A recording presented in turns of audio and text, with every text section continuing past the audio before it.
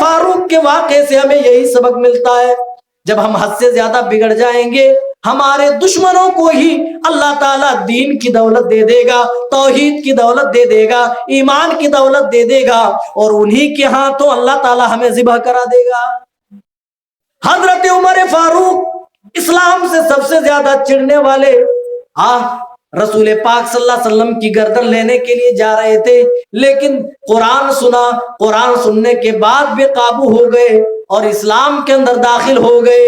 اللہ تعالیٰ نے جب حضرت عمر سے کام لینا چاہا تو اسلام کے سب سے بڑے دشمن کو، اسلام کے سب سے کٹر دشمن کو اللہ تعالیٰ نے اسلام کا بے باک سپاہی بنا دیا۔ او لوگوں، ہم جب حد سے زیادہ بگڑ جائیں گے اللہ تعالیٰ ہمیں نیست و نابود کرے گا اور ہمارے دشمنوں کو اللہ تعالیٰ دین کی دولت عطا کر دے گا۔ اسی لیے اس دولت کو سمجھو، اس نعمت کو سمجھو، اس نعمت کی قدر کرو۔ پیارے نبی صلی اللہ علیہ وسلم اس دعوت کو لے کر کے جب چلے تو کتنی پریشانیاں آئی، آپ دیکھیں ذرا۔ یہاں تھوڑی سی تقویت ملی لیکن پھر بھی ستائے جا رہے تھے، پھر بھی پریشان کیے جا رہے تھے۔ رسول اکرم صلی اللہ علیہ وسلم نے جب دیکھا کہ دعوتی لحاظ سے مکے کی زمین بالکل بنجر ہو چکی ہے، تب آپ نے سوچا کہ چلو مکہ والے نہیں مانتے تو ان کو نہ ماننے دو، چلو طائف کا رخ کیا جائے۔ وہاں ایک بڑا قبیلہ تھا، آپ صلی اللہ علیہ وسلم نے سوچا کہ چلو اس قبیلے کے سامنے اگر دعوت میں پیش کروں اور وہ قبول کر لے تو دھیرے دھیرے پورا مکہ بھی اسلام قبول کر لے گا۔ آپ آپ حضرت زید کو لیتے، دوسری روایت کے مطابق حضرت بلال کو ساتھ لیتے۔ اتنا لمبا سفر رسول اکرم صلی اللہ علیہ وسلم نے گھوڑے، اونٹ اور خچر سے سفر طے نہیں کیا، بلکہ پیدل چل کر کے گئے اور اپنا زادے راہ سفر کا جو کھانا ہوتا ہے وہ اپنے گھر سے لے کر کے چلے، گھر سے لے کر کے چل رہے۔ ان کے یہاں آپ نے ایک دن بھی کھانا نہیں کھایا اور پیدل آپ نے سفر کیا تاکہ مشرکین کو اس کی بھنک نہ لگے، ورنہ پھر یہاں پہنچ جاتے۔ آپ صلی اللہ علیہ وسلم نے طائف کے اندر ایک ہفتے تک اللہ کی توحید کی دعوت دی، اللہ کی طرف بلایا۔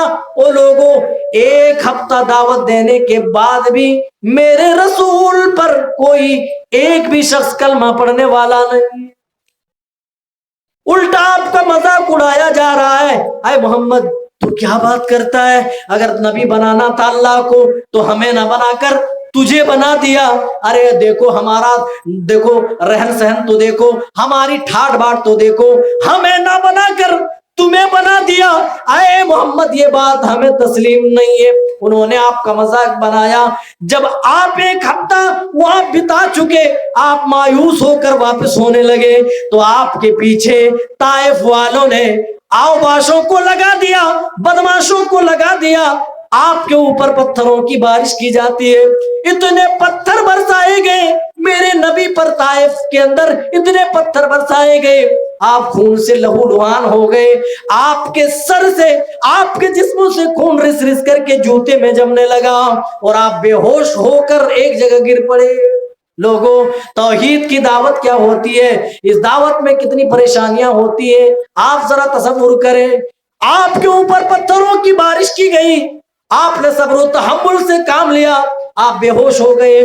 آپ کو جب ہوش آیا تو معلوم پڑا کہ آپ ایک باغیچے میں، وہاں پر شکوہ کے چند الفاظ آپ نے اللہ کے سامنے رکھے اور کہا، اے میرے پروردگار، تو نے مجھے ان لوگوں کے حوالے کیوں کر دیا جو لوگ مجھے نہیں جانتے، جو میرا مقام نہیں جانتے، جو میرے مرتبے سے ناشنا ہے۔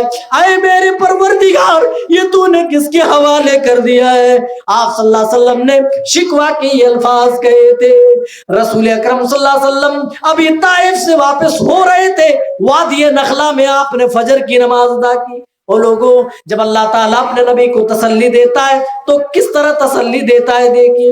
یہاں آپ دعوت کے لیے آئے ہیں، کسی ایک نے بھی آپ کی دعوت قبول نہ کی، لیکن رسول اکرم صلی اللہ علیہ وسلم فجر کی جماعت پڑھ رہے ہیں اور آپ قرآن کی تلاوت کر رہے ہیں۔ قرآن پڑھیے، اللہ تعالیٰ فرما رہا ہے، وَإِذْ صَرَفْنَا إِلَيْكَ نَفَرًا مِّنَ الْجِنِّ يَسْتَمِعُونَ الْقُرْآنَ فلما قضی ولوا الی قومہم منذرین. اے میرے نبی اس وقت کو تو یاد کیجئے جب آپ طائف سے واپس ہو رہے تھے, آپ مایوسی کی حالت میں تھے, آپ نماز میں قرآن پڑھ رہے تھے, جنوں کی ایک جماعت کو ہم نے آپ کی طرف پھیر دیا تھا, یستمعون القرآن, جو قرآن سن رہی تھی, وہ جماعت قرآن سن کر کے فلما قضی ولوا الی قومہم منذرین, اتنے میں وہ داعی بن کر کے نکلے, اپنی قوم کو اللہ کے دین سنانے لگے, اللہ کے دین کا پرچار اپنی قوم والوں کے سامنے کرنے لگے.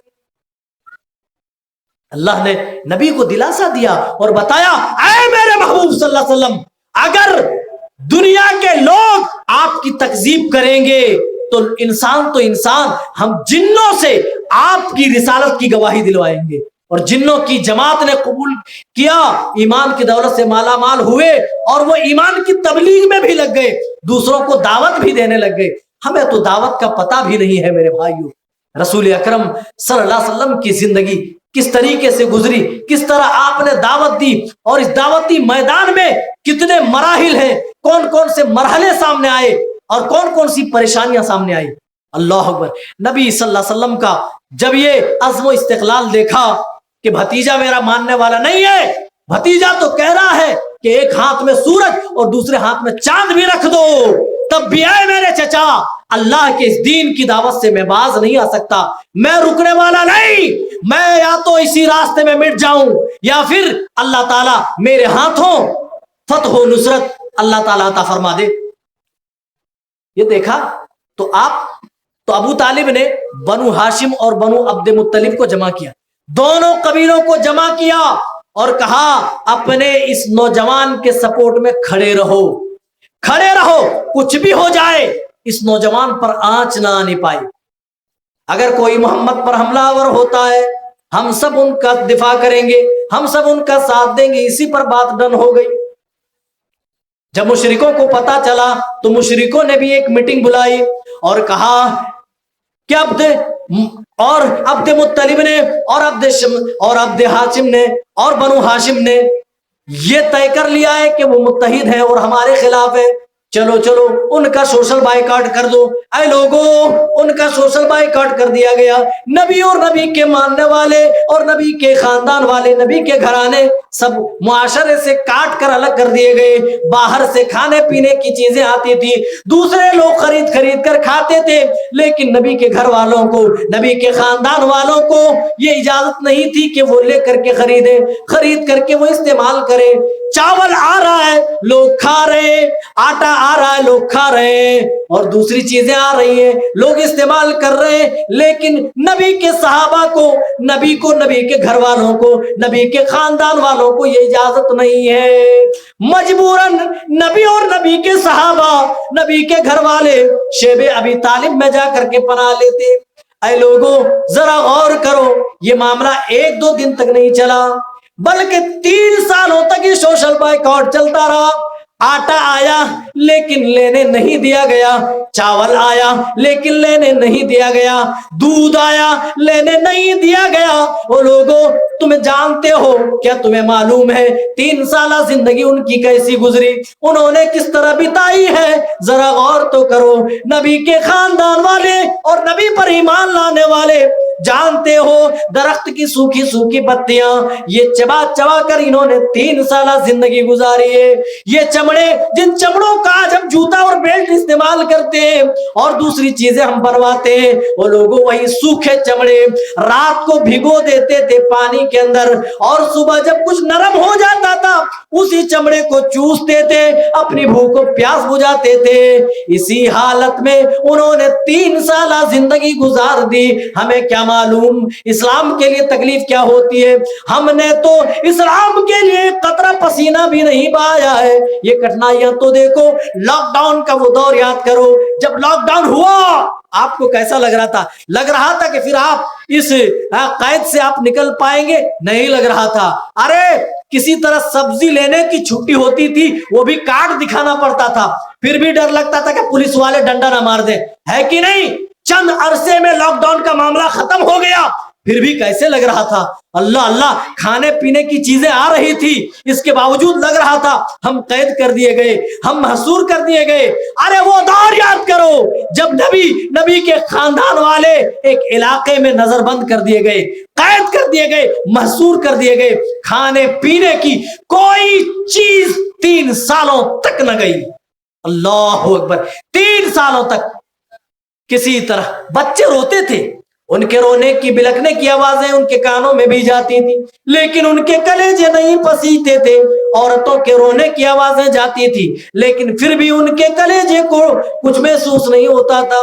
بعد میں جا کر کچھ مشرکین کے دل میں تھوڑا ترس آیا اور کہا کہ چلو اب معاملے کو رفع دفع کر لیا جائے، ارے ہمارے ہی خاندان کے لوگ ہیں، چلو ان سے دشمنی کب تک رکھیں۔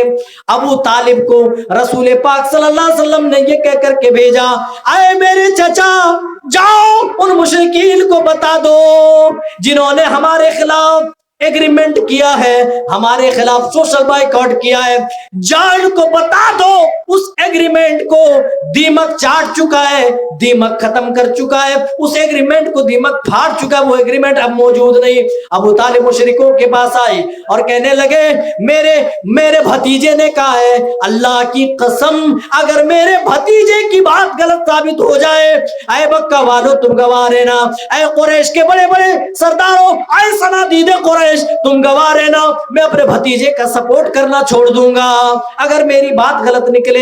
وہ بکسا کھولا گیا، جس بکسے کے اندر وہ ایگریمنٹ رکھا گیا تھا، دیکھا گیا سچ میں دیمک چاٹ چکی ہے، وہ ایگریمنٹ ختم ہو چکا ہے۔ اور لوگوں، اس طریقے سے رسول پاک صلی اللہ علیہ وسلم نے 3 سالہ زندگی گزاری۔ اور بھی بڑے بڑے مصائب و علام آئے، لیکن بڑے اختصار کے ساتھ چلیے میرے بھائیوں، وہ دور آتا ہے نبوت کا 10واں سال، نبوت کا 10واں سال آتا ہے۔ جو زندگی بھر آپ کا سپورٹ بنا رہا وہ ابو طالب نبوت کے 10ویں سال دنیا چھوڑ کر کے جا رہا ہے۔ آپ کی تمنا ہے، آپ کی یہی کوشش ہے کہ میرے چچا ایمان لے آئے، میرے چچا اسلام قبول کر لے، لیکن ابو طالب اسلام قبول کرنے کو تیار نہیں، کیونکہ ابو جہل وہیں پر بیٹھا ہوا ہے۔ ابو جہل کہہ رہا ہے، اے ابو طالب، لگتا ہے تو مرتے مرتے باپ دادا کا دین چھوڑ دے گا، کیا تو محمد کا دین تسلیم کر لے گا؟ اے ابو طالب، مرتے مرتے کیا تو باپ دادا کا دین چھوڑ دے گا؟ رسول پاک صلی اللہ علیہ وسلم بار بار کہہ رہے، قل یا امی لا الہ الا اللہ فی اذنی احاج لک عند اللہ یوم القیامہ۔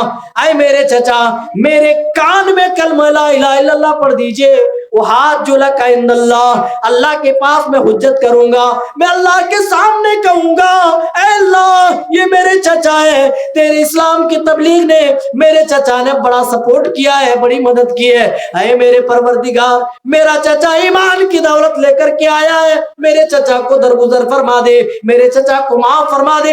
احاج لک عند اللہ یوم القیامہ، اے میرے چچا آپ کلمہ ایکسپٹ کر لیجئے، میں قیامت کے دن آپ کی سفارش کروں گا۔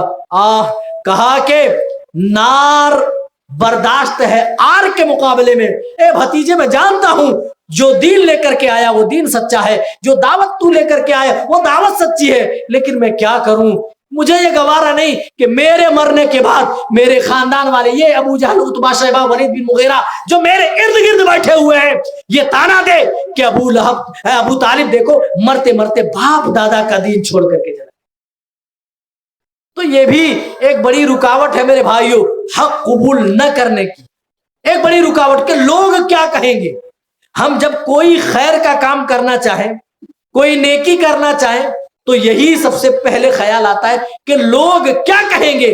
ارے اسی جملے نے اور اسی سوچ نے تو ابو طالب کو جہنم میں گرا دیا، ورنہ اگر ابو طالب کلمہ لا الہ الا اللہ صرف زبان سے پڑھ دیتا تو وہ جہنم سے بچ جاتا۔ تو ہم یہ نہ کہیں کہ لوگ کیا کہیں گے، ہمیں اس بات کا سروکار ہونا چاہیے کہ ہمارا رب کیا کہے گا۔ ہم رب کے پاس جب کھڑے ہوں گے، جب ہمارا رب ہم سے ہم کلام ہوگا، ہم سے پوچھے گا، ہم اپنے رب کے سامنے کیا جواب دیں گے۔ یہ ہماری سوچ ہونی چاہیے, یہ ہماری فکر ہونی چاہیے. ابو طالب نے اسلام قبول نہیں کیا. آپ کی زندگی میں بڑا سپورٹ تھا, بڑا مددگار تھا.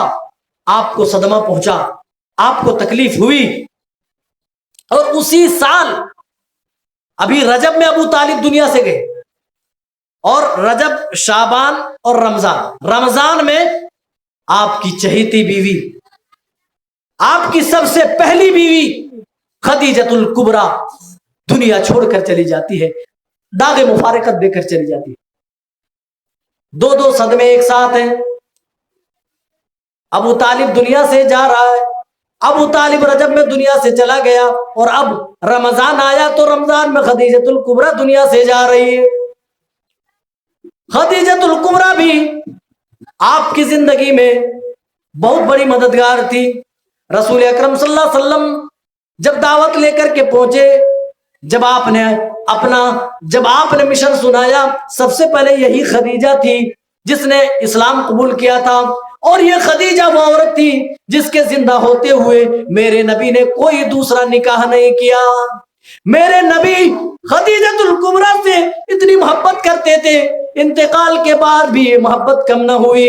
انتقال کے بعد بھی رسول اکرم صلی اللہ علیہ وسلم جب بھی بکریاں ذبح کرتے تھے, قربانی کرتے تھے, جانور ذبح کرتے تھے, سب سے پہلے حکم دیتے تھے کہ خدیجہ کی سہیلیوں میں جا کر کے سب سے پہلے گوشت بانٹو, وہاں سے جا کر کے شروع کرو. اما عائشہ فرماتی ہے, نبی کی کسی بیوی پر مجھے رشک نہیں آیا, رشک آیا تو خدیجۃ الکبریٰ پہ آیا, کسی اور بیوی پر رشک نہیں آیا. آپ صلی اللہ علیہ وسلم حضرت خدیجہ کی تعریفیں کرتے تھے. کبھی کبھار میں کہہ دیا کرتی تھی, کیا خدیجہ کے سوا ایسا لگتا ہے کہ دنیا میں کوئی عورت ہی نہیں ہے. پھر آپ صلی اللہ علیہ وسلم خدیجۃ الکبریٰ کے اوصاف گنانے لگتے تھے اور کہتے تھے, اے عائشہ تمہیں نہیں معلوم کہ خدیجہ کیسی عورت تھی. جب ساری دنیا کے لوگ میری تکذیب کر رہے تھے, جب ساری دنیا کے لوگ مجھے جھٹلا رہے تھے, وہ خدیجہ ہی تھی جس نے بڑھ کر کے اسلام قبول کیا تھا. اے عائشہ تمہیں شاید نہیں معلوم کہ خدیجہ کیسی عورت تھی. جب مکہ والے, یہ قریش والے جب مجھے زخم دیتے تھے, یہی خدیجہ تھی جو میرے زخموں پر مرہم رکھا کرتی تھی. جب ساری دنیا کے لوگ مجھے ستانے پہ آمادہ تھے, یہی خدیجہ تھی جو مجھے ہر وقت دلاسا دیا کرتی تھی. اے عائشہ خدیجہ کی زندگی تمہیں کیا معلوم, خدیجہ تو ایسی تھی, خدیجہ تو ایسی تھی. حضرت عائشہ فرماتی ہے کہ رسول اکرم صلی اللہ علیہ وسلم اسی طریقے سے حضرت خدیجہ کی خوبیاں بیان کرتے تھے. آج نبوت کا 10واں سال ہے اور آپ صلی اللہ علیہ وسلم کی زندگی میں دو غم ایک ساتھ آ گئے, دو غم آ گئے. ایک ابو طالب آپ چھوڑ کر چلے گئے, آپ کا چچا, اور دوسرے آپ کی بیوی جس نے اپنی دولت اپنے شوہر پیارے محمد رسول اللہ کے لیے نچھاور کر دی تھی, وہ بیوی بھی داغ مفارقت دے کر کے چلی گئی. دو صدمے ایک ساتھ.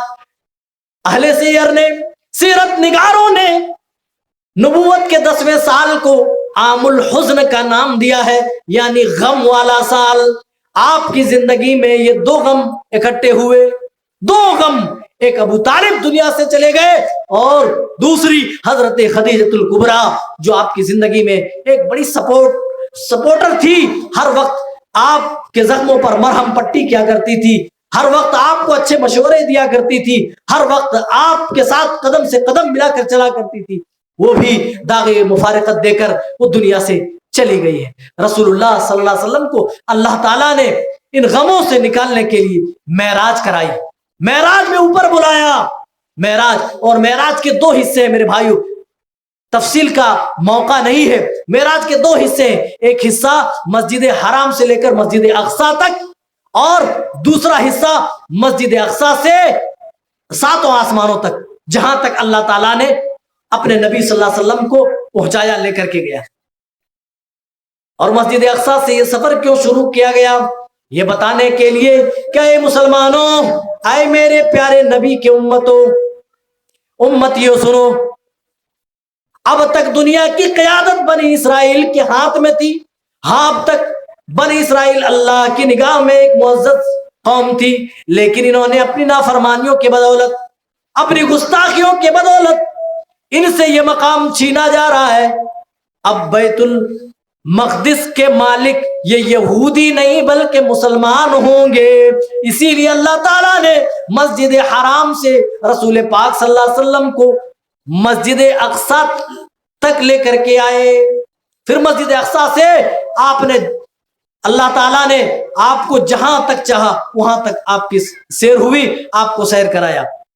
3 تحفے جو آپ کو عظیم تحفے دیے گئے, اور ان تینوں میں سے اگر میں کہوں سب سے عظیم تحفہ آپ کو دیا گیا تو وہ 5 وقتہ نمازوں کا تحفہ ہے.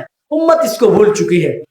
آج ہمیں نہیں معلوم رسول پاک صلی اللہ علیہ وسلم کو اللہ تعالیٰ نے ان غموں سے نجات دینے کے لیے, ان غموں سے نکالنے کے لیے جب معراج کرائی, معراج میں 3 بڑے بڑے تحفے دیے. ان 3 بڑے بڑے تحفوں میں ایک بڑا تحفہ 5 وقتہ نمازوں کا تھا. اختصار کے ساتھ 5 وقت کی 50 وقت کی نمازیں پہلے فرض ہوئی. اللہ تعالیٰ نے دیا کہ جائیے میں نے آپ اور آپ کی امت پر 50 وقت کی نماز فرض کر دی ہے. لے کر کے چلے آ رہے تھے. چھٹے آسمان میں حضرت موسیٰ علیہ السلام سے ملاقات ہوئی تو حضرت موسیٰ علیہ السلام نے پوچھا کیا ملا تحفہ, اللہ نے کیا دیا؟ کہا 50 وقت کی نماز. کہا کتنی؟ کہا 50 وقت کی نماز. کہا ان امتک لا تستطیع, اے محمد آپ کی امت اس کو نہیں پڑھ پائے گی.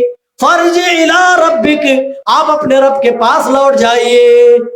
فإنی قد بلغت بنی اسرائیل وخبرتم, میں بنی اسرائیل کے درمیان نبی بنا کر بھیجا جا چکا ہوں, میں انہیں اچھی طریقے سے آزما چکا ہوں. اے میرے نبی, اے محمد صلی اللہ علیہ وسلم, آپ کی امت ادا نہیں کر پائے گی. امت کا نام سنا اور لوگوں, ہمارے آپ کے تئیں اس نبی کے دل میں کتنا درد تھا. آج ہم نبی کی سنتوں پر چھری چلاتے ہوئے کچھ بھی محسوس نہیں کرتے. اور میری قوم کی بیٹیوں ماں تم بھی سنو, ہمارے لیے ہمارے رسول آنسو بہایا کرتے تھے غم سے کہ اللہ میری امت کا کیا ہوگا, میری امت کا کیا ہوگا. ایک مرتبہ ابھی یہیں پر اس واقعے کو چھوڑیے, اس واقعے کو لیجئے. رسول پاک صلی اللہ علیہ وسلم قرآن کی تلاوت کر رہے اور آپ نے قرآن میں یہ تلاوت, آپ نے یہ آیت پڑھی رب انہن اضلل کثیرا من الناس. آئے میرے پروردگار, ان معبودان باطلہ نے, ان جھوٹے معبودوں نے تو بہت سارے لوگوں کو گمراہ کر دیا ہے. حضرت ابراہیم کی دعا ہے اپنی امت کے لیے, اپنی قوم کے لیے وہ دعا کر رہے تھے, اللہ ان معبودوں نے تو بہت سارے لوگوں کو گمراہ کر دیا ہے. اضلل کثیرا من الناس فمن تبعنی, لیکن جو میری اتباع کر رہے ہیں, جو مجھے فالو کر رہے ہیں, فإنہ منی, وہ تو میرے ماننے والے ہیں, وہ تو میرے پیروکار ہیں. ومن عصانی, اور جو میرے راستے نہیں چل رہے, میرے طریقے کو فالو نہیں کر رہے ہیں, فإنک غفور رحیم, اے اللہ تو انہیں بھی اگر درگزر کر دے, انہیں بھی معاف کر دے, اے اللہ تیری رحمت میں کون سی کمی آئے گی. حضرت ابراہیم کی یہ دعا اللہ کے رسول قرآن میں پڑھ رہے. آگے بڑھے, اللہ کے رسول صلی اللہ علیہ وسلم نے حضرت عیسیٰ علیہ السلام کی بھی دعا پڑھی, ان تعذبہم فإنہم عبادک. حضرت عیسیٰ اپنی قوم کے لیے, اپنی امت کے لیے اللہ سے التجائیں کر رہے ہیں, دعا کر رہے ہیں, اے میرے پروردگار ان تعذبہم فإنہم عبادک, اگر تو انہیں عذاب دینا چاہتا ہے فإنہم عبادک, تو تمہیں پورا ادھیکار ہے, تیرا پورا حق ہے, کیونکہ یہ تیرے ہی بندے ہیں. وَإِن تَغْفِرْ لَهُمْ, لیکن اے میرے پروردگار اگر تو انہیں معاف کر دے, فَإِنَّكَ أَنْتَ الْعَزِيزُ الْحَكِيمُ, تو غالب حکمتوں والا تو ہی ہے. تیری رحمتوں میں, تیری شان میں, تیری کبریائی میں, تیری بڑائی میں, تیری عظمت و جلال میں کیا کمی آنے والی ہے. اللہ میری امت کو معاف کر دے.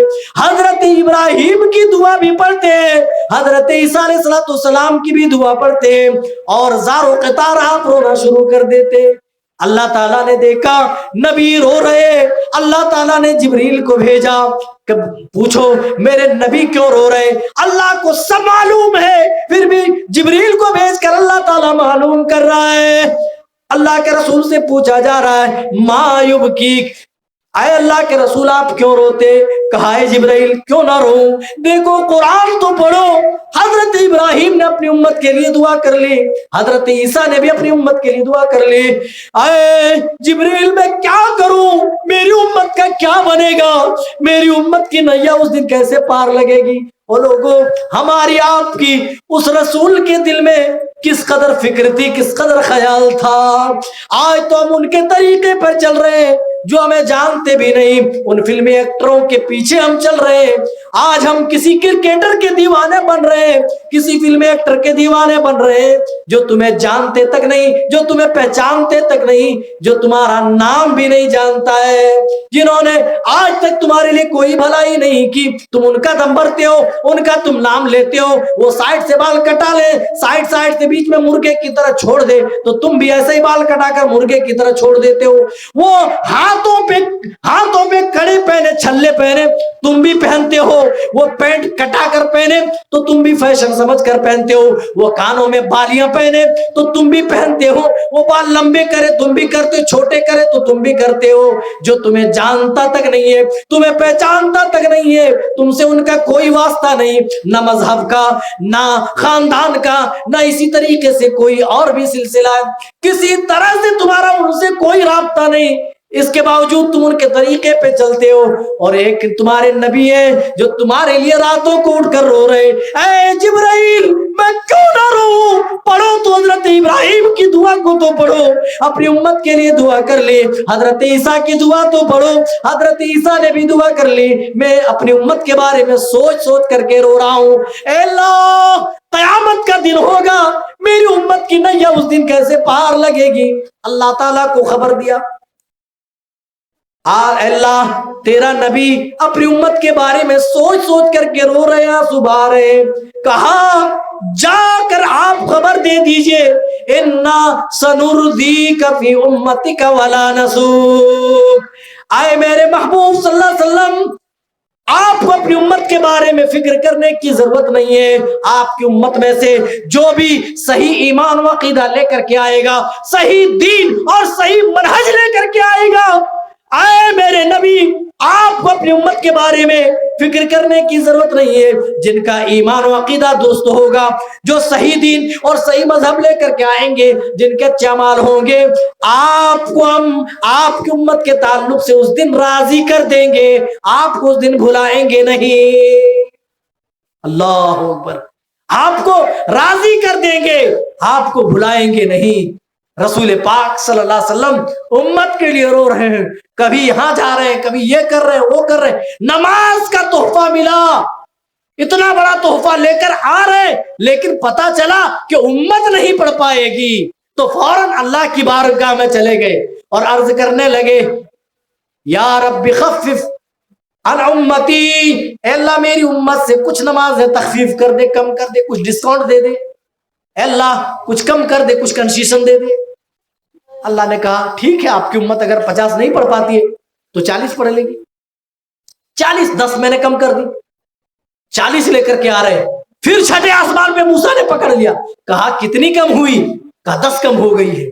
کہا نہیں، ان امتک لا تستطیع، آپ کی امت 40 بھی نہیں پڑھ سکتی ہے، جائیے اور کچھ کنسیشن لے لیجئے، کچھ اور ڈسکاؤنٹ کرا لیجئے، کچھ اور کم کرا لیجئے، کچھ اور تخفیف کرا لیجئے، 40 وقت کی بھی نمازیں آپ کی امت ادا نہیں کر پائے گی۔ اچھا، اگر یہ 40-50 وقت کی نمازیں ہوتی، اگر رسول اللہ صلی اللہ علیہ وسلم نے تخفیف نہ کرائی ہوتی تو ہمارا آپ کا حال کیا ہوتا؟ یہاں تو 5 وقتہ نمازیں آدمی سے ادا نہیں ہو رہی ہے، آدمی اذان سن کر کے کمبل اوڑھ رہا ہے، رضائی اوڑھ رہا ہے، ٹھنڈ بہت ہے، ٹھنڈے پانی سے بھلا راتوں میں وضو کون کرے؟ فجر میں کون جاگے؟ کون نیند کی قربانی کر کے مسجد میں آئے نماز کے لیے؟ جلسہ سننا بڑا آسان ہے، کہنے والا کہہ دیتا، سننے والا سن لیتا ہے، عمل کی دنیا میں آئے تو پتا چلے، اگر عمل نہ کیا جائے میرے بھائیوں، رات بھر بولا جائے کوئی فائدہ نہیں۔ تو اس کا یہ مطلب نہیں کہ آدمی سننا ہی چھوڑ دے۔ بہت سارے لوگوں کا یہ خیال ہے جلسہ نہیں جائیں گے، کیا باتیں کریں گے، نماز روزہ پہلے سے معلوم ہے۔ نہیں، جہنمیوں کے جو الفاظ ہوں گے نا، جہنم میں جب جہنمی ڈالے جائیں گے تو کیا کہیں گے؟ لو کننا نسمع، ایک کاش کہ ہم سن لیتے، او نعقل، اور عقل سے کام کر لیے ہوتے، یعنی کہی ہوئی باتوں پر عمل پیرا ہو جاتے، عمل کر لیے ہوتے، ما کننا فی اصحاب السعیر، تو ہم جہنمیوں میں سے نہ ہوتے، آج جہنم میں نہیں ہوتے۔ کہا جا رہا کیوں جائے جلسے میں، کیا کام ہے ہمارا؟ وہی قرآن و حدیث کی بات ہوگی۔ تو پتہ یہ چلا جہنم میں جانے کا ایک بڑا سبب یہ ہوگا کہ آدمی کو جانکاری ہی نہیں ہوگی۔ عمل کے لیے بھائی جانکاری ضروری ہے، جانکاری نہیں تو عمل کیسے ہوگا؟ آج میرے بھائیوں نمازوں کے معاملے میں ہم بڑے پیچھے ہیں، بڑے پیچھے ہیں۔ ایک مومن بندے کے اوپر کسی بھی حال میں نماز معاف نہیں ہے۔ اگر کھڑے ہو کر نماز پڑھنے کی طاقت نہیں تو شریعت نے یہ حکم دیا کہ وہ بیٹھ کر کے نماز پڑھے، اور بیٹھ کر بھی نہیں پڑھ سکتا تو وہ لیٹ کر کے پڑھ لے، لیٹ کر بھی نہیں پڑھ سکتا تو اشارے میں پڑھ لے۔ لیکن نماز جب تک عقل ہے، جب تک سمجھ بوجھ ہے، معاف نہیں ہے میرے بھائی، معاف کیجیے۔ 50 لے کر کے آ رہے ہیں، اللہ سے کم کرائی 40 ہو گئی، پھر موسیٰ نے کہا کہ نہیں اور جائیے، آپ کی امت 40 بھی نہیں پڑھ پائے گی۔ اللہ اکبر۔ امت کا نام سنتا، امت کا نام جیسے ہی سامنے آ جاتا ہے، آپ کا کلیجہ پسیج جا رہا ہے، آپ کانپ جا رہے ہیں، فوراً اللہ کی بارگاہ میں جا رہے ہیں اور کہہ رہے ہیں اللہم خفف امتی، اے اللہ میری امت پر کچھ کم کر دے۔ اللہ نے کم کر دی، جاؤ 30 رہ گئی۔ موسیٰ نے کہا کہ نہیں۔ اسی طرح آتے گئے، حضرت موسیٰ علیہ السلام پکڑتے گئے اور پوچھتے گئے، بار بار بھیجتے گئے، نمازوں میں تخفیف ہوتی رہی، حتیٰ کہ 5 نمازیں رہ گئی، 5 نمازیں رہ گئی۔ اللہ تعالیٰ نے کہا اے نبی صلی اللہ علیہ وسلم، آپ پر اور آپ کی امت پر ہم نے 5 وقت کی نمازیں فرض کر دیے۔ آپ کی امت میں سے کسی بھی فرد نے اگر 5 وقتہ نمازوں کی اگر ادائیگی کر لی باجماعت تو انہیں 5 وقت کی نماز پڑھنے کا ثواب نہیں بلکہ 50 وقت کی نماز پڑھنے کا اجر دیا جائے گا۔ اللہ نے نمازوں کی گنتی تو کم کر دی لیکن اجر و ثواب کم نہیں کیا۔ گنتی 50 سے 5 کر دی لیکن اجر و ثواب 50 سے 5 نہیں کیا، بلکہ 5 وقت کی پڑھو تو اللہ تعالیٰ 50 وقت کی نماز پڑھنے کا ثواب دیتا ہے۔ اللہ اکبر۔ کچھ لوگ بیٹھے بیٹھے شاید سوچ رہے ہوں گے کہ اللہ کے رسول صلی اللہ علیہ وسلم ایک بار اور چلے گئے ہوتے تو 2 وقت کی رہ جاتی، ایک شام ایک صبح پڑھ لیتے، بڑا آرام اور سکون ہوتا ہے نا۔ میرے بھائیوں ایک بات میں بڑے دعوے سے کہہ رہا ہوں، بڑے وثوق سے کہہ رہا ہوں، آپ سنیے، اللہ کی قسم اگر اس امت پر 2 وقت کی بھی نمازیں ہوتی تب بھی یہ امت اس پر بہانے بازی کرتی۔ جنہیں نہیں پڑھنا وہ 2 وقت پر بھی وہ کان نہ دھرتے، وہ عمل پیرا نہیں ہوتے، وہ پھر بھی بہانے بازی کرتے۔ میں پوچھنا چاہتا ہوں جو نمازوں کی پابندی کرتے ہیں، جن کی وجہ سے آج مسجدیں آباد ہیں، ارے ان کے پاس ٹائم کہاں سے آتا ہے؟ اور آج تمہارے پاس نمازوں کے لیے ٹائم نہیں ہے۔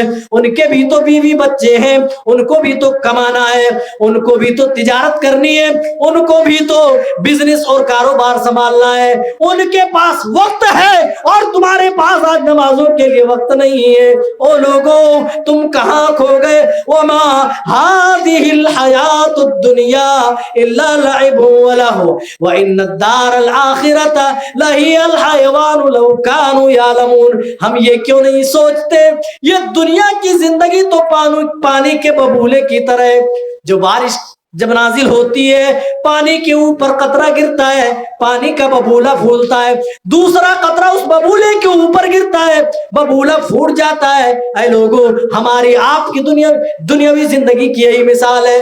ابھی امام صاحب بتا رہے تھے ایسا بھی دیکھنے کو ملا، آدمی کو دفنانے کے لیے ان کی نماز جنازہ کے لیے سارے لوگ گئے ہوئے ہیں، ان میں وہ بھی موجود ہے جو اپنے گھر کو آیا تو پتا چلا اب ان کی بھی نماز جنازہ پڑھنی ہے۔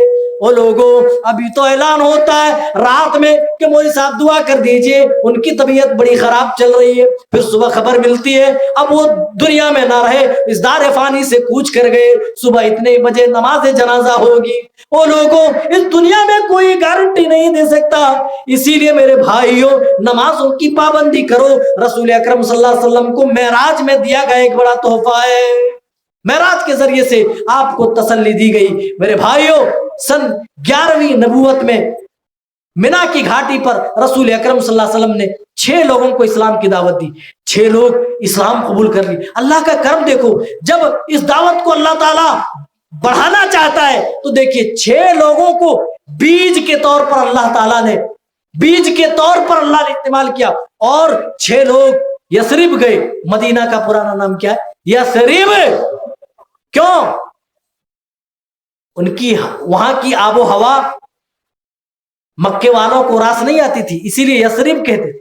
یثرب جی، کیا پتا تھا کہ یہی یثرب کی قسمت چمکنے والی؟ کس کو پتا تھا یہ یثرب مدینۃ الرسول بننے والا؟ 6 لوگ آئے، آپ نے دعوت دی اور دعوت قبول کر لی۔ اور پہلے کیا معاملہ تھا؟ رسول اللہ صلی اللہ علیہ وسلم جاتے تھے، کبھی مینا میں جا رہے ہیں، کبھی اوقاس کے بازار جا رہے، کبھی کہیں جا رہے، اور پیچھے پیچھے ابو لہب جا رہا۔ آپ جیسے ہی ان کے خیمے سے نکلتے تھے ابو لہب کہتا اے سنو، یہ میرا بھتیجا ہے، عقل ٹھکانے پہ نہیں ہے، پاگل ہو گیا، مجنون ہو گیا۔ قرآن گواہی دے، اجعل الالہۃ الہا واحدا، وہ کہتے تھے یہ کیسے ہم گوارا کر لیں کہ اتنے سارے معبودوں کے مقابلے ہم ایک معبود کو کیسے مان لیں؟ اے لوگوں، جو دعوت دے کر کے گیا ہے وہ میرا ہی بھتیجا ہے، یہ پاگل ہے، یہ مجنون ہے۔ اس دعوت کے میدان میں میرے نبی کو کیا نہیں کہا گیا؟ کون سے لقب نہ دیے گئے؟ آپ کو ساحر کہا گیا، آپ کو مجنون کہا گیا، آپ کو دیوانہ کہا گیا، آپ کو پاگل کہا گیا، لیکن پھر بھی آپ صبر و تحمل سے اس دعوتی راستے پر کام کرتے رہے۔ ایک دن وہ دور بھی آیا، 11ویں نبوت کا سال ہے، آپ نے منا کی گھاٹی پر 6 لوگوں کو آپ نے توحید کی دعوت دی، 6 لوگوں نے اسلام قبول کرے۔ اور جانتے میں اختصار کے طور پر بتاؤں، یہودی لوگ دیکھیں تورات و انجیل میں پہلے سے ہی رسول اللہ صلی اللہ علیہ وسلم کی پیشین گوئیاں ہیں، بشارتیں ہیں کہ آخر رسول جو ہوگا ان کی نشانیاں یہ ہے، ایسے علاقوں میں آئیں گے، پوری نشانیاں پچھلی کتابوں میں ہیں۔ تو یہود چونکہ پڑھتے تھے اپنی کتاب، ان کو معلوم تھا کہ آخری نبی کے اوصاف کیا کیا ہوں گے، ان کی صفات کیا کیا ہوں گی، ان کو معلوم تھا۔ تو مشرکین کو رات دن ڈراتے تھے، ارے تم سے ہم تب نپٹیں گے جب آخری رسول آئے گا، ہم ان کے ساتھ مل کر تم سے لڑائی کریں گے، تم سے جہاد کریں گے۔ کون کہتے تھے؟ مدینہ میں جو 3 قبیلے تھے یہود کے، وہ قبیلے مشرکین کو کہتے تھے، یہ یثرب والوں کو کہتے تھے کہ ہم ان کے ساتھ مل کر تم سے لڑائی کریں گے، رات دن آپ کی خوبیاں بیان کرتے تھے۔ جیسے ہی 6 لوگوں کو معلوم ہوا رسول اللہ صلی اللہ علیہ وسلم کی رسالت کے بارے میں، انہیں معلوم ہو گیا، ارے اب پتا چلا یہودی لوگ جس نبی کی آنے کی خوشخبری بتاتے تھے، اوصاف بتاتے، وہ صفات تو محمد صلی اللہ علیہ وسلم کے اوپر ہے، آپ کے اندر ہے۔ انہوں نے بڑھ چڑھ کر کے اسلام قبول کیا۔ یہ لوگ گئے اور اگلے سال جب آئے سن 12ویں نبوت میں تو یہ تعداد بڑھ کر کے 12 ہو گئی، 12، اور 13ویں نبوت میں جب آئے تو جانتے 72 لوگوں کا قافلہ آیا۔ کتنے؟ 72 لوگوں کا۔ بس ختم ہونے ہی کی طرف میں جا رہا ہوں۔ 72 لوگوں کا قافلہ ہے، جس میں مرد بھی ہے، عورتیں بھی ہیں۔ اور اس بار رسول اکرم صلی اللہ علیہ وسلم نے حضرت مصعب بن عمیر رضی اللہ تعالیٰ عنہ کو اسلام کا مبلغ اور اسلام کا داعی بنا کر کے بھیجا، اور 2 سال کی سخت اور کڑی محنت کے بعد وہ دن دیکھا جب کہا گیا اے رسول اکرم صلی اللہ علیہ وسلم، اب آپ تشریف لے آئے، آپ کے لیے ہم تن من دھن قربان کرنے کو تیار ہیں، ہم آپ کے لیے اپنی جان تک گنوانے کو تیار ہیں، آپ پر اپنی جانیں نچھاور کر دیں گے۔ روزانہ وہ آپ کے انتظار میں رہتے تھے، روزانہ۔ مشرکین کو یہاں پتا چلا اب اسلام کا بیج دھیرے دھیرے یثرب تک پہنچ رہا ہے، اور یہاں سے مسلمان دھیرے دھیرے کوچ کر رہے ہیں۔ جیسے ہی مسلمانوں کی طرف سے خبر آئی کہ اب حالات سازگار ہیں، اب آئے، یہاں پہ آئے، روزانہ کھجور کے تنوں پر چڑھ چڑھ کر کے اپنے نبی کا انتظار کرتے تھے لوگ، دیکھتے تھے کہ محمد صلی اللہ علیہ وسلم کب آئیں گے۔ اور جب آپ صلی اللہ علیہ وسلم پہنچے، ایک لمبے راستے کو طے کرنے کے بعد، تو وہاں کی بچیوں نے ایک ترانے سے آپ کا استقبال کیا، طلع البدر علینا۔ اور جانتے ہیں مشرکین کو معلوم ہوا تو مشرکین نے دار الندوہ میں ایک میٹنگ رکھی، اس میں شیطان بھی شامل تھا۔ حدیث میں شیطان کو کہا گیا کہ بوڑھے نجدی کی شکل میں تھا۔ لوگوں نے طرح طرح کے مشورے دیے کہ اب کیا ہوگا، اسلام کا بیج تو ہر جگہ بھائی بویا جا رہا ہے اور اسلام کا درخت ہر جگہ پھل پھول رہا ہے، اب کیسے اس تنے کو کاٹا جائے، اس پودے کو کیسے نیست و نابود کیا جائے، اس چراغ کو کیسے گل کیا جائے۔ تو الگ الگ مشورے آئے۔ شیطان جو نجدی بوڑھے کی شکل میں تھا، اس نے کہا کہ کام کرو، محمد کو قتل کر دو، یہی ایک راستہ بچا ہے۔ جب محمد کو قتل کر دو، بدلے میں وہ کیا کریں گے، دیت کا مطالبہ کریں گے، تو تم سب مل کر کے دیت ادا کر دینا۔ اور ایک آدمی کوئی قتل نہیں کرے گا، قبیلے کے جتنے نوجوان ہیں تمام قبیلوں سے نوجوان اکٹھے کر لیے جائیں اور سارے ایک ساتھ محمد پر حملہ آور ہوں، حملہ کریں محمد پر۔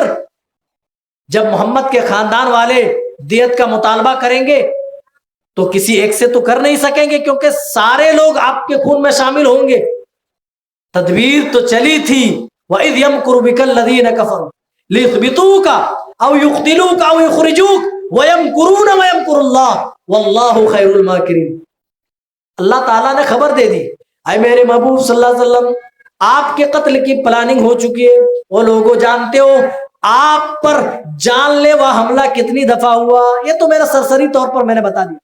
17 بار آپ کو جان سے مارنے کی کوشش کی گئی۔ آپ نے بتایا تھا اے میرے صحابہ تم کیا بات کرتے ہو، یہ مجھے ماریں گے، یہ عتبہ شیبہ ولید بن مغیرہ کیا بات کرتے ہو، اللہ تعالیٰ نے میرے اوپر فرشتوں کو لگایا ہوا ہے۔ ہم بڑے بڑے نیتاؤں کے بارے میں بولتے ہیں کہ ان کو تو Z+ سیکورٹی ملی ہے، لیکن کیسے کمانڈوز کھڑے رہتے بندوق تان کر کے، مشین گن لیے ہوئے۔ جی جی، کتنا ٹائم ہو گیا؟ 12:30 ہو گئے۔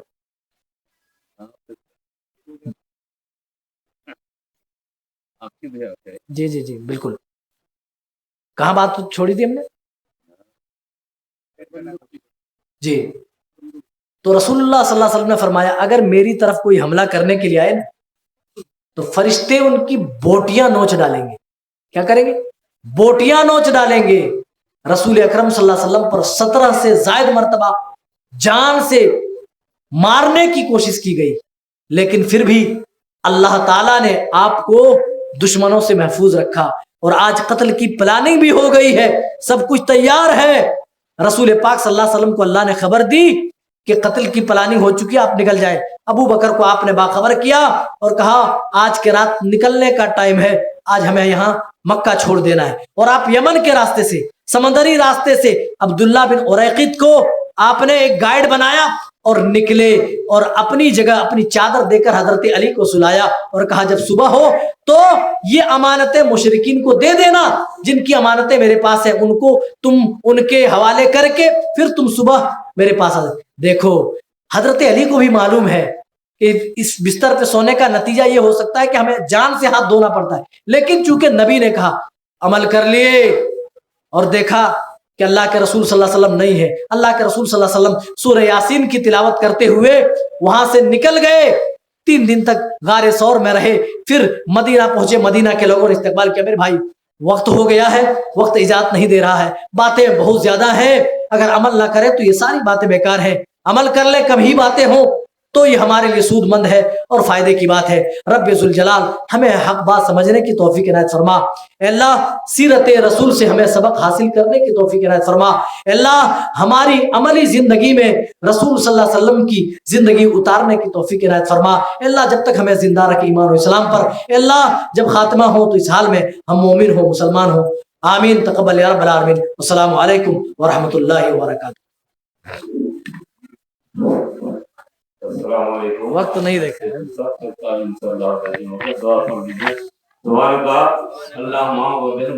اللہ